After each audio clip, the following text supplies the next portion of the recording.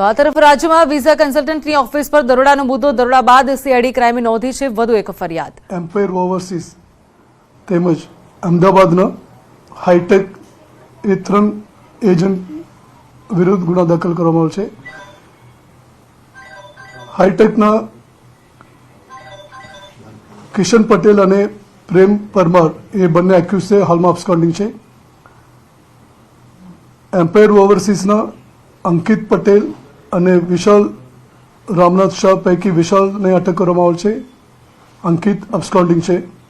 એ જ રીતે અમદાવાદના હાઈટેકના જીગર શુક્લાને અરેસ્ટ કરવામાં આવેલ છે, જેમાં ફેક ડોક્યુમેન્ટ્સ બનાવનાર નીરવ મહેતા અબસ્કોન્ડિંગ છે. હજુ અન્ય એજન્ટોના કચેરીમાંથી જે કાગળો અને અન્ય મટીરિયલ્સ સીઝ કરવામાં આવેલ એ પણ પરીક્ષણ ચાલુ છે. જેમ જેમ ફેક ડોક્યુમેન્ટ્સ ઊભા કરેલાનો પુરાવા મળે અન્ય ગુના પણ અન્ય એફઆઈઆર પણ નોંધવામાં આવશે ટૂંક સમયમાં. Thank you. હાલમાં ફેક ડોક્યુમેન્ટ્સમાં 10th 12th માર્કશીટ, MS યુનિવર્સિટીના માર્કશીટ અને degree certificates, Pandit Ramashankar university Chhattisgarh Ravishankar university Chhattisgarh અને GTU ગુજરાતના ફેક ડોક્યુમેન્ટ્સ તેમજ વિવિધ સ્થળોમાં નોટરી, કુછ રિયાલિટી ડેવલપર્સના એક્સપિરિયન્સ સર્ટિફિકેટ, એ તમામ ફેક ડોક્યુમેન્ટ્સ હાલ સુધી મળેલ છે.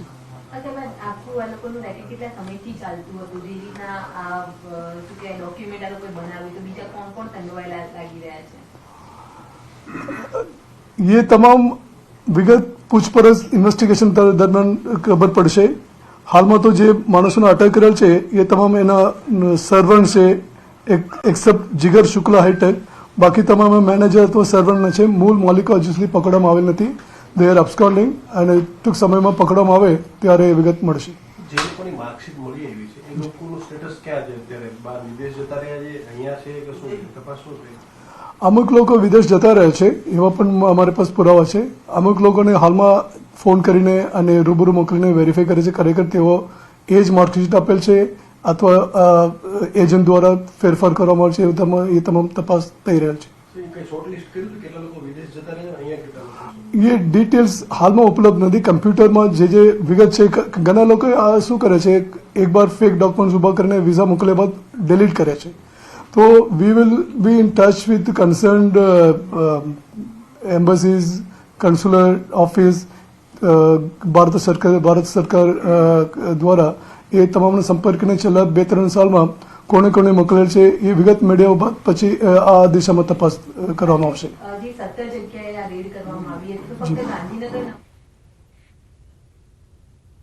પછી બાજુ વાત કરીએ સમાચારની તો લોકસભા ચૂંટણીમાં સક્રિય થવાની રૂપાણીની ઈચ્છા. બાજીમાં બોલ્યા છે પૂર્વ મુખ્યમંત્રી વિજય રૂપાણી. તો હાલ પંજાબ ચંદીગઢની જવાબદારી છે ત્યારે રૂપાણી તેવું કહ્યું છે જવાબદારી મળે તો ગુજરાતમાં પણ કામ કરીશું. સૌરાષ્ટ્રમાં જવાબદારી નિભાવવા માટે ઈચ્છા વ્યક્ત કરી છે. સાથે 2024માં ત્રીજી વાર નરેન્દ્ર મોદી PM બનશે તેવું રૂપાણીએ જણાવ્યું છે. 2024ની ચૂંટણીમાં તો મારી જવાબદારી પંજાબ ચંદીગઢની છે જ અને ગુજરાતમાં પણ જે કામગીરી સોંપવામાં આવે છે એ કરવાનો છું. એટલે 24ની ચૂંટણીમાં તો વિશેષ જવાબદારી પંજાબ, ચંદીગઢ અને ગુજરાતમાં સૌરાષ્ટ્રમાં જે કંઈ જવાબદારી મારા ભાગે હશે એ કામ કરીશ. તો આ તરફ ધારાસભ્ય ચિરાગ પટેલના રાજીનામા પર વિપક્ષ નેતા અમિત ચાવડાએ નિવેદન આપ્યું છે. ચિરાગ પટેલે વ્યક્તિગત આર્થિક લાભ માટે કોંગ્રેસમાંથી રાજીનામું આપ્યું તેવો હોવાનો દાવો કર્યો છે. સાથે જનતાનો વિશ્વાસઘાત કર્યો હોવાનો પણ આક્ષેપ કર્યો. તો લોકો આગામી લોકસભામાં ચૂંટણીમાં પરિવર્તન આવવાનો પણ વિશ્વાસ તેમણે વ્યક્ત કર્યો છે. અમિત ચાવડાએ કહ્યું કે વર્ષ 2024માં જનતા પરિવર્તન માટે મતદાન કરશે.